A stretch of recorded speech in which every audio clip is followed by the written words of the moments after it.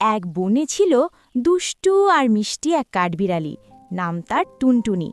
টুনটুনির লেজটা ছিল তুলোর মতো ফলা ফলা, আর সে দৌড়াতে পারত ঝড়ের চেয়েও দ্রুত।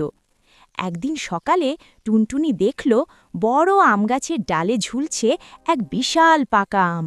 সে ভাবল, এই আমটা যদি পাই তাহলে আজ রাজকীয় ভোজ। কিন্তু সমস্যা হলো, আমটা ছিল অনেক উঁচুতে। টুনটুনি প্রথমে লাফ দিল, ঢাপাস, নিচে পড়ে গেল। দ্বিতীয়বার দৌড়ে এসে লাফ দিল, আবারও ঢাপাস। তখন পাশের ডাল থেকে কাক কাঁ কাঁ করে হেসে বলল, ওরে টুনটুনি, তুই তো আম নয় মাটিই বেশি পছন্দ করিস বুঝি। টুনটুনি একটু লজ্জা পেল, কিন্তু হাল ছাড়ল না। সে বুদ্ধি খাটালো।